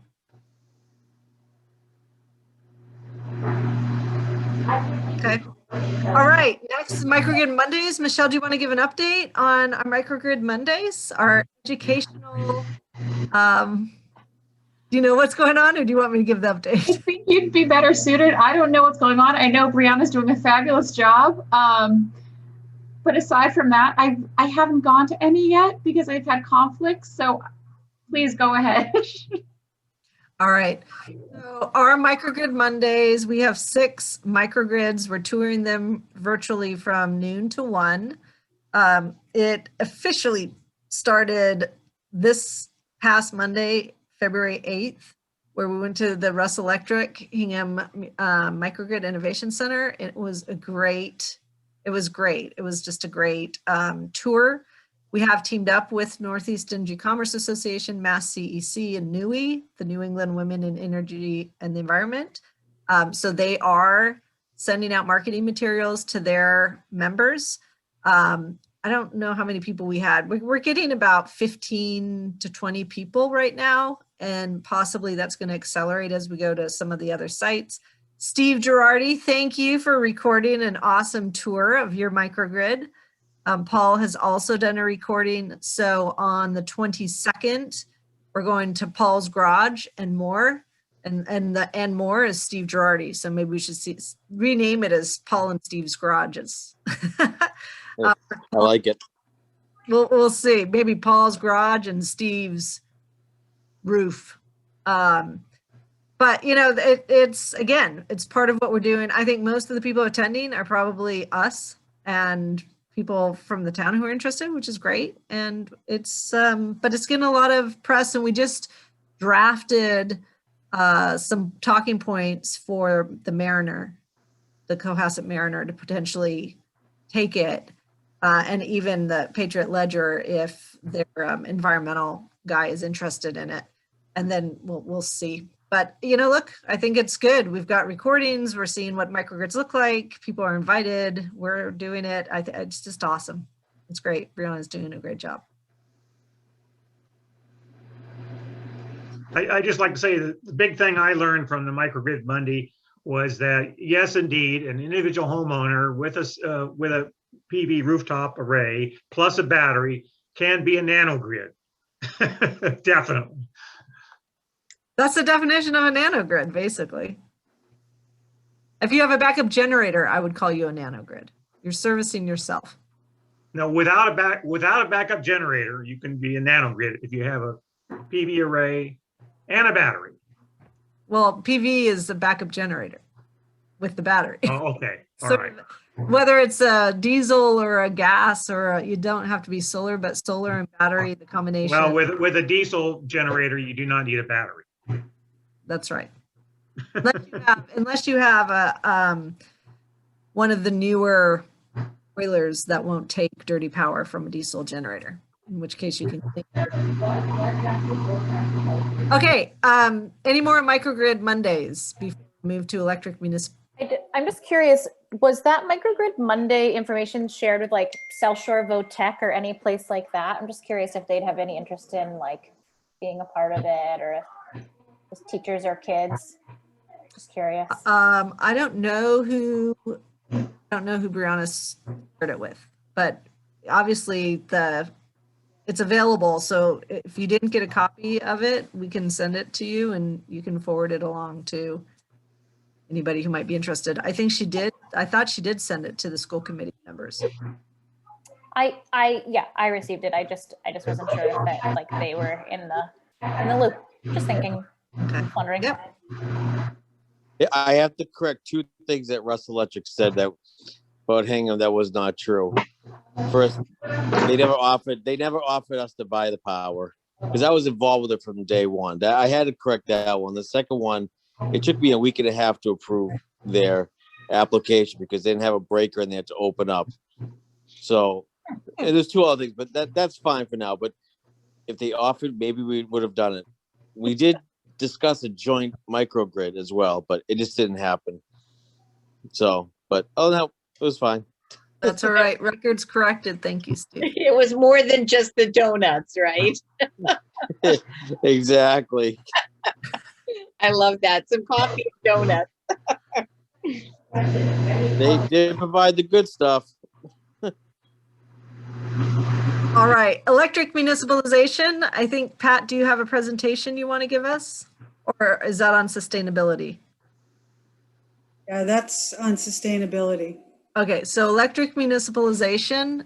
Does anybody have we made any progress on this, or is there anything anybody wanted to report on? I think the status of this is we have asked for money as part of the budget to hire somebody to help us assess what it would cost and the pros and cons of doing a municipal light company. Is that right, Michelle? That is true.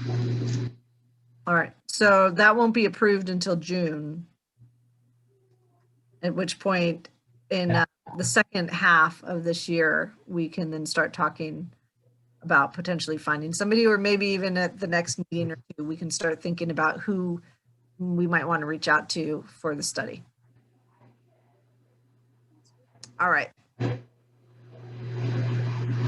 Sustainability requirements and status, Pat. Okay, I did prepare some slides to show everybody. I don't know how much time you want to take with this, recognizing that we're at 9 o'clock at this point. So I'd say 10 minutes. How much do you think you need?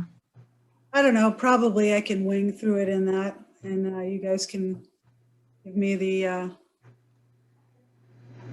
if you need to. I'd say let's do 15 minutes max, and then we've got just quick updates on the others, and we should be done by 9:30. Okay. So I don't know if I can share my screen, Michelle. You can.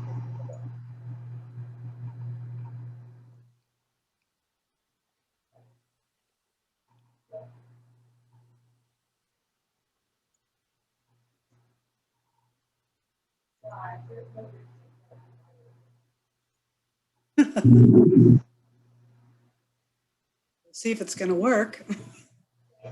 There we go. So how did this come about? Reason we were talking about this, can everybody hear me okay? We can hear you. I don't see your screen. Does anyone else see the screen being shared? Okay. No. Nobody's seeing it? No.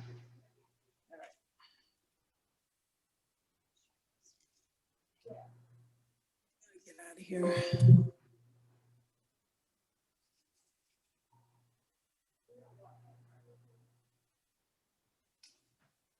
Pat, if you'd like, if you want to just shoot it over to me in email, I can pop it up for you. Let me try one more time there, Michelle. Okay. See if I can get it to. I have to run to a Cohasset Youth baseball meeting. I totally forgot about that Saturday at 8:30. Great meeting, everybody. I appreciate it. We'll see you in the next round. All right. See you, Steve. See ya. Coming up yet? It's Yep, up. we see Yay! it. Nice job. All right. Awesome. So this kind of came up as a result of, sorry, we're going backwards here. See if I can get back to my beginning.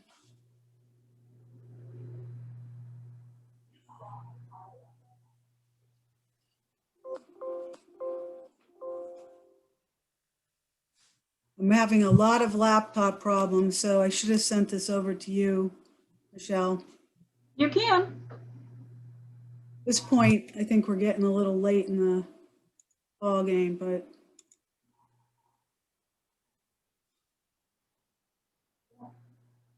comes up. Press the button on the top left that says from the beginning, right under file. Ah, thank you, Adam. Yeah. All right, is that now showing up for you guys? Do Yep. you have two monitors? Oh, there we go. Yeah, there. Okay, so really what happened was I signed up for a series on sustainable municipalities. It's sort of something I saw, I think, on a MAPC website. And I attended a couple of these webinars, and I really didn't know anything about sustainability, really what it meant per se. And so I reached out to Tanya, Steve, and Debbie, actually, and I said, is there anything locally going on about sustainability, or is there an organized group that specifically focuses on this? And lo and behold, here I am on the agenda talking about this. So really, I had a lot of questions, and one of them was, what's the difference between this and what is called the green movement? And also, is this part of what the AEC should be working on, or is this really something totally different than alternative energy? So I basically did some research to find out what it was. So went to Webster's, went to Google, went to Wikipedia, and got all kinds of sort of definitions of it. And my question about green versus sustainable was answered sort of in terms of the criteria that's associated with sustainability. So green really refers to anything that's pro-environmental. So you could have recycling or alternative energy, whatever it is. But to be sustainable, you're really using a method of harvesting a resource so the resource isn't depleted or permanently damaged. And as a practice, what you're trying to do is to eliminate any environmental impact, and while you're improving the quality of life. That's sort of in a nutshell what that I took away from it in terms of a definition.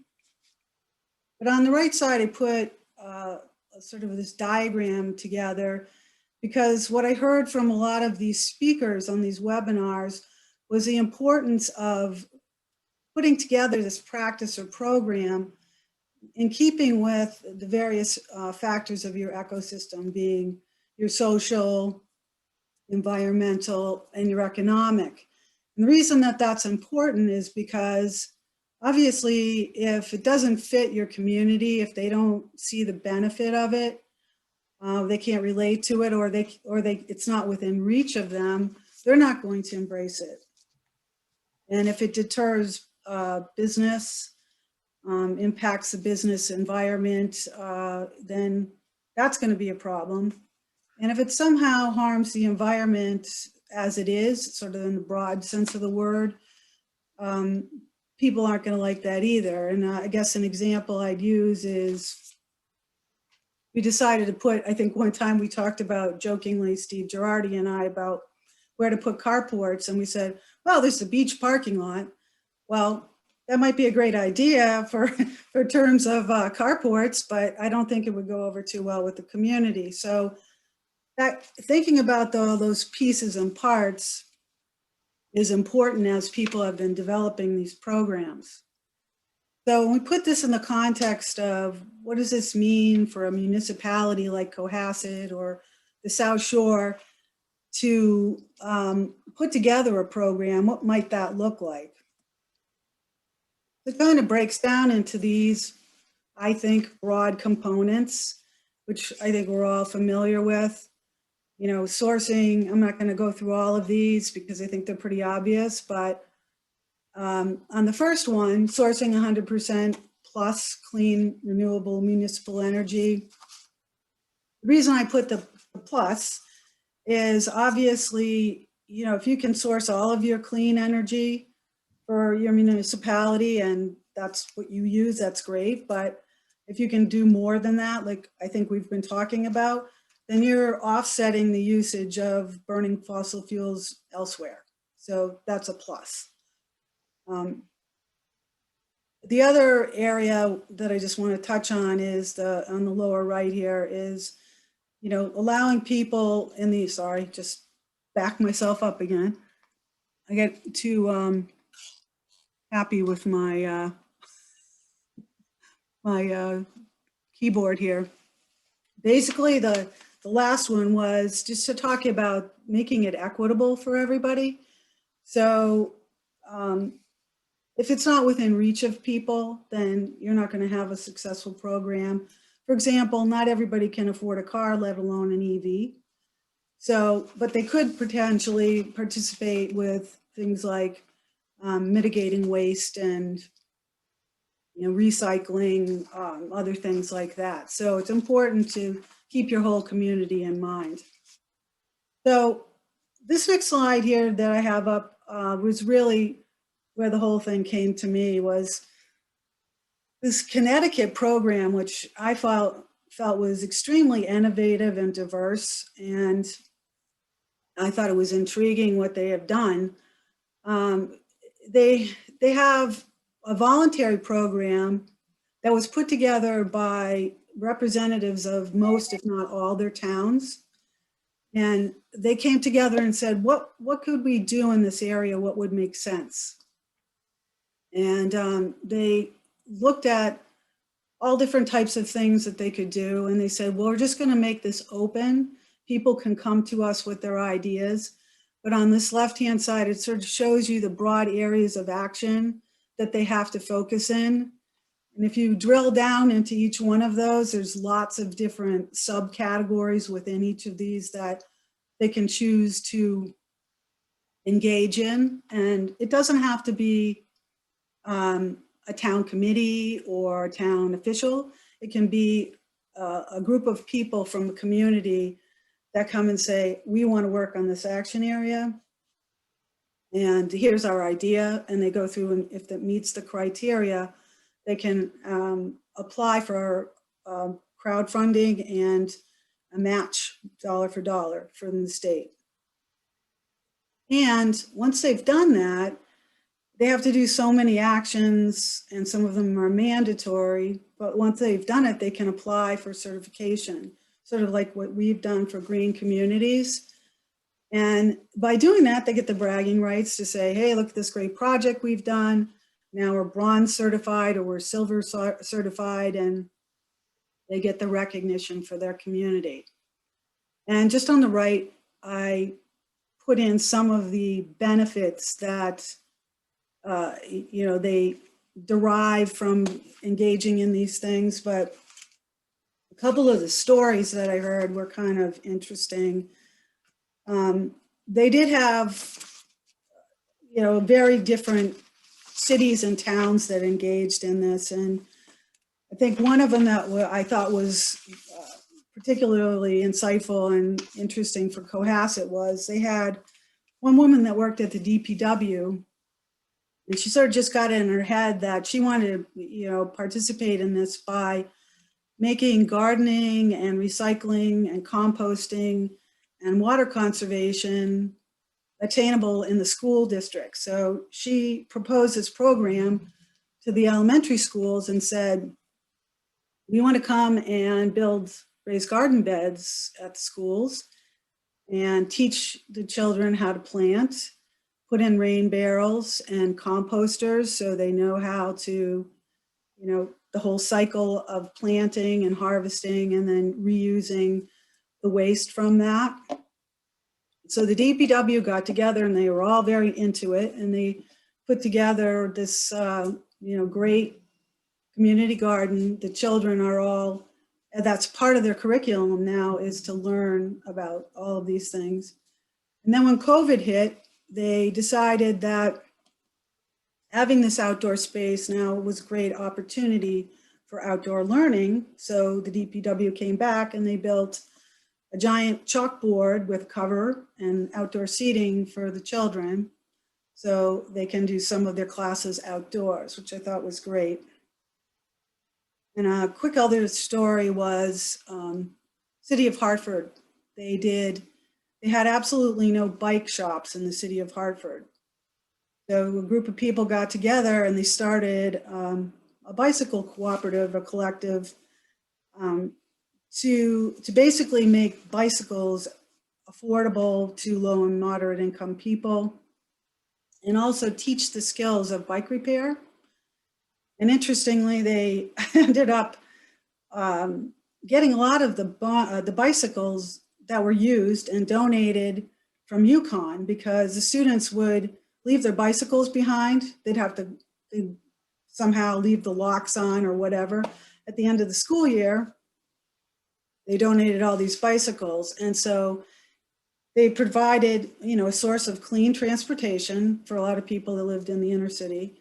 And they also provided a skill set for people who didn't, maybe this was their first job and they're just getting started. So that was a great story as well. Anyway, their program, if you're interested to go out there, they have some great videos and you can take a look at their program. It's very extensive. So I took a look at Massachusetts and I said, do we have something similar to Connecticut? And I did a lot of searching, but really what I found is probably what a lot of you already know about. And Debbie, I sent this to you, the Lead by Example program, which is really just, I think, 10 kind of residential disparate programs that are out there that are listed on a site. And then they have the DCAMM program that's really for municipalities around energy conservation and efficiency. Green communities that we know about.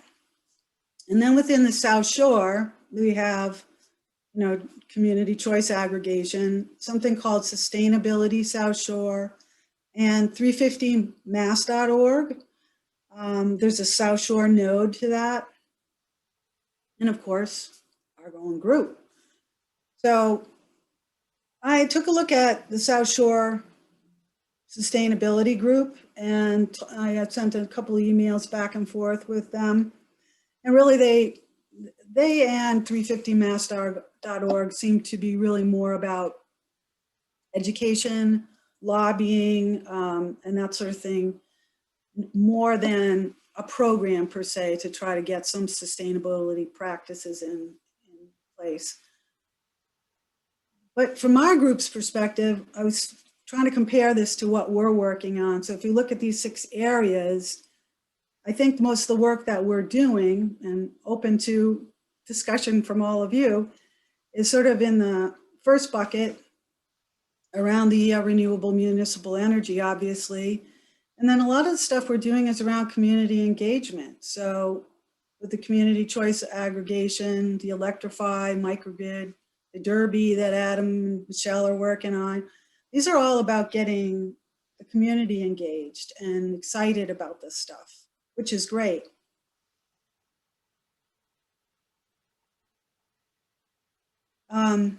So this is my last slide I'm going to take you through, and really it's just additional information. So there was some minor case studies. Natick, Massachusetts was kind of interesting. They were highlighted. They're looking to be net zero by 2050.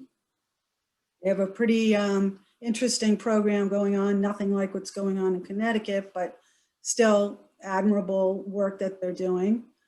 Santa Monica, California, not really surprising that they're focused on this because they have problems with water, obviously. They have been able to move to 100% renewable energy, and essentially they do not allow any new building without solar on it. And any retrofits, they have a whole, what they call a compass system that you can go on and look at this URL. If you're doing a retrofit or new building, it tells you exactly what you have to go through for permitting. They have expedited permitting for anybody that's doing a net zero building. And they did a lot of stuff around the water usage, which too bad Steve's not on, but I thought was interesting. Baselining the water use and saying, you know, if you stay within this, you're going to, you know, pay the average rate that you've been paying for everybody. But then they moved up a tiered rate so that it's disincentivizing people to go above and beyond, you know, sort of a baseline rate.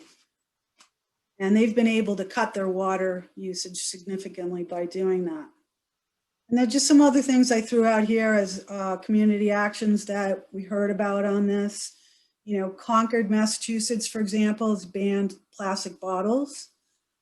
They have asked their establishments in town, this was pre-COVID, but to provide filling stations. So if you bring in your own bottle, then they're going to fill it. And then I talked about conserving the water. There's basic ways to incentivize conservation.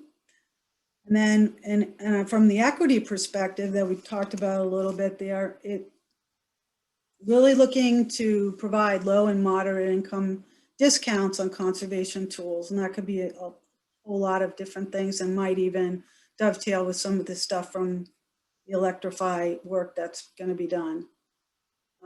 The building codes, the solar for all new building, expediting people for their net zero building, and then providing, if they're not able to do that, to basically pay to offset in other buildings. Community gardens, you know, there's all kinds of stuff we could do there. Home compost posters, rain barrels, things like that. So this is just throwing out a bunch of stuff at you. Hopefully some of it makes sense. And I'll just leave you with a few final thoughts. I'd love if any of you just want to share any other local sustainability information that I haven't mentioned, or correct anything that I have here that's incorrect. And I'd be interested in hearing about whether, according to our charter, could and would we potentially broaden our focus into some additional areas. And then, you know, hear your thoughts and what do you think about a more sustainable Cohasset and the benefits we might derive from that. That's it. Thank you. You're on mute. Thanks, Pat.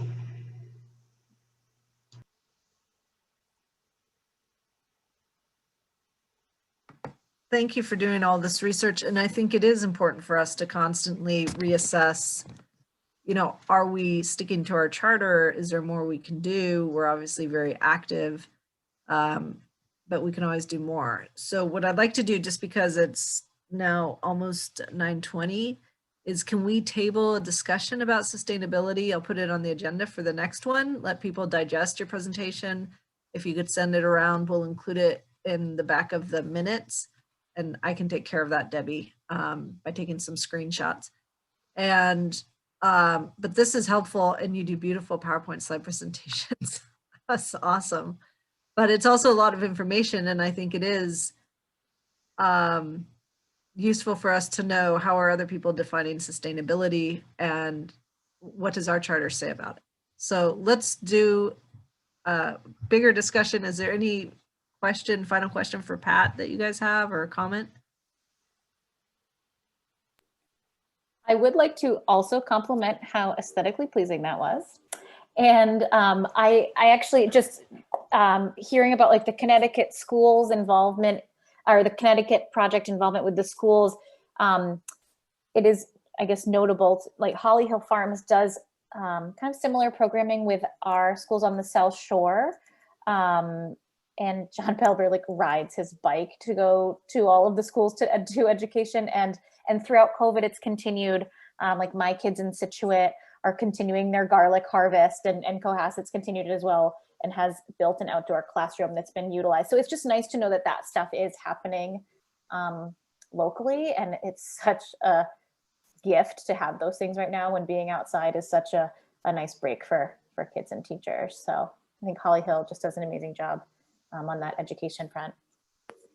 And I will say this, Holly Hill, one of the board members of Holly Hill reached out to me about potentially taking solar panels from somebody who happened to have them, had sold the house, the new owner didn't want them, had the solar panels, had to buy them out, had them, and wanted to donate them to Holly Hill Farm. So they reached out just to find out, okay, what do we do about this? And we talked through the different options. A resident reached out and said, look, I don't know if you can help me, but I'm trying to upgrade my solar panels and my battery storage. And I said, you know, Steve Girardi can probably help you. And so the two of us talked through what the options are. So, you know, our committee is extending beyond our committee work. The word's getting out. People are reaching out when they want to do something on their own. And I think that's great. So, again, that doesn't mean that's enough.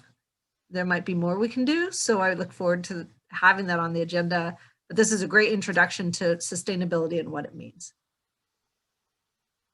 And I want to say, I think that was a fantastic presentation. There is quite a bit of other things happening on the South Shore that are in this area. There's the North and South River Watershed Association has a Water Smart program, and they used to have I used to head the Greenscapes program, and that was a educational program. We did a water program in every school on the South Shore, thousands of kids, with teaching them about, you know, water conservation, and so there's a lot of different people doing different things, which we could certainly piggyback on. And but I think it's good to sort of make sure that we pay attention to the resources that are there, and because I think a lot of them have things that they can offer us for, you know, the community. So the North and South River Watershed Association it doesn't necessarily service Cohasset, although the Greenscapes program did. And but basically there's the whole North and South River area of 11 towns is included in that. And that was everything from lawn care, water protection, all kinds of things. But I can talk to you more about that too, Pat, because I just want to mention the Cohasset Center for Student Coastal Research, which is a wonderful facility we have here in town for the benefit of our students and the community at large. Excellent. Okay, we're now on the speed round, trying to get done before 9:30, which gives us a little bit less than 1 minute per topic as we do a quick update on 2021 initiatives that we haven't already addressed. So to this end, I'm going to call out the topic and the person responsible, give some 1 to 3 sentence update. And if we need to do some action item to go with that, which I don't think we do on any of these, but if we do, let us know, and we can either set up another meeting or see if people want to stay a little bit longer. But my hope is we can run through these quickly, get a quick update. First one, Earth Day 2021. Adam. So we definitely need another meeting to discuss this. There's a meeting that's happening on the 16th that the current application that does not include the Soapbox Derby is being submitted by Peter Pescatori and the chair people that are responsible for organizing Earth Day. They have gotten Pam Fahey to sign off on their COVID plan. Again, does not include our Soapbox Derby. And so if we're real, or if we want this activity and event to happen and bring awareness to the initiatives that we have at the AEC in coordinating this event and then also being involved in Earth Day, we need to be a part of that application or submit our own application. I think it's 60 days prior to the event, which means we got to do it within the next 9 days. I've put together an agenda. I put together some list items of things that we would want to do in terms of organizing and how this ties in not only with Earth Day, but some of the initiatives that we have. And so, Michelle, it probably does make sense for you and I to have a separate conversation with maybe Brianna and anyone else that wants to join. That sounds good. And I did see the application come through. I'll see if Peter will allow us to amend his application to add the Soapbox Derby. Good luck. Might be a heavy lift, but if not, we can just submit one on our own. So. Okay. Yeah. And the only other thing I would mention as well, like the women that are responsible for organizing Earth Day have been super supportive about this idea.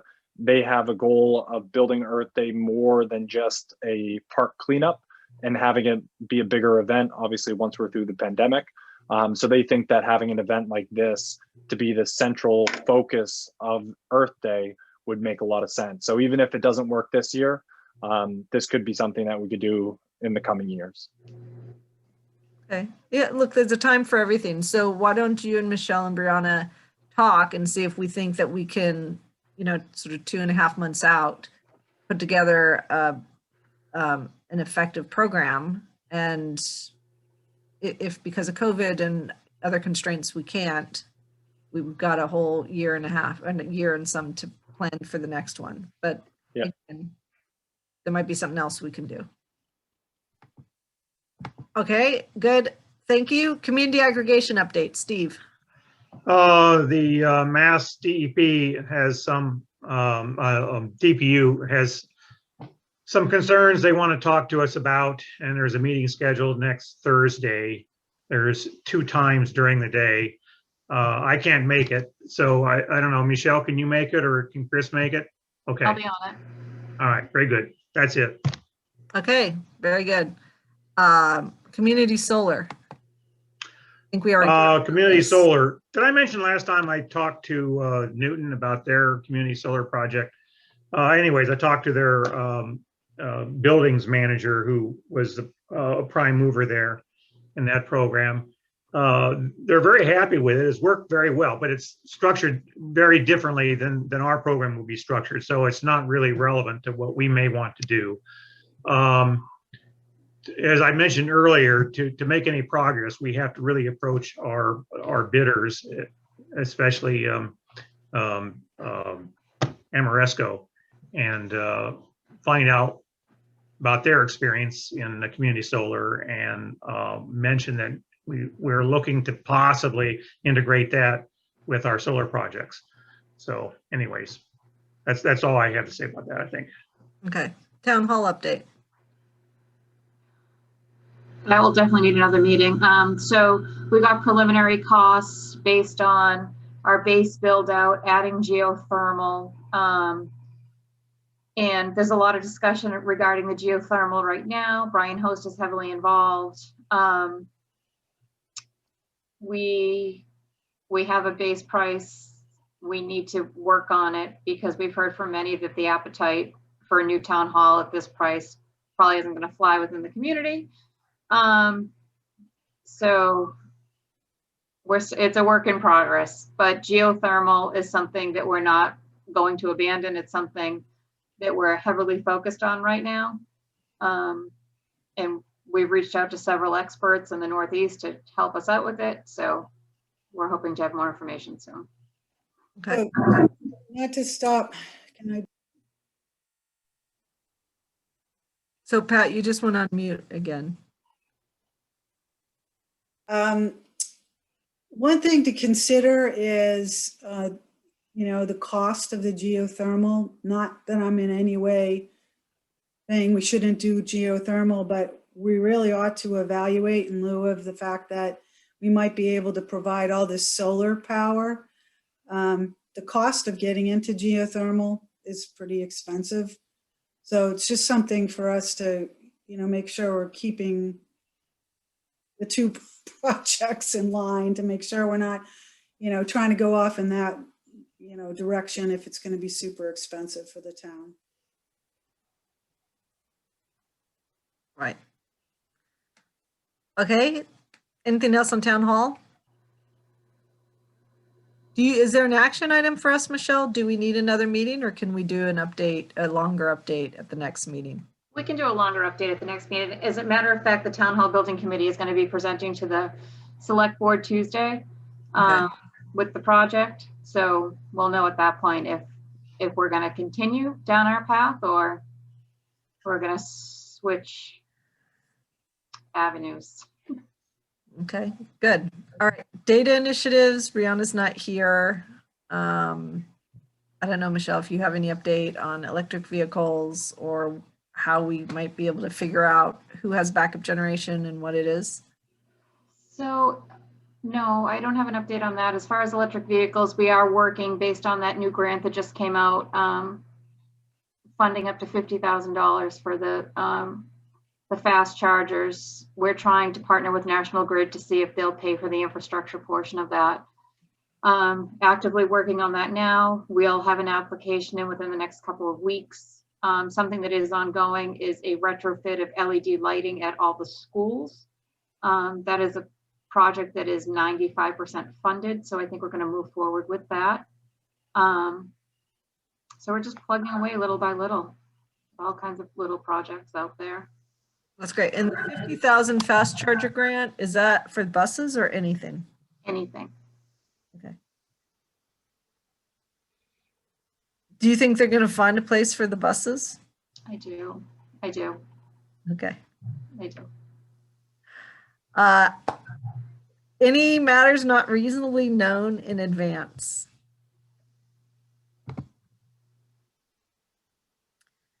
All right.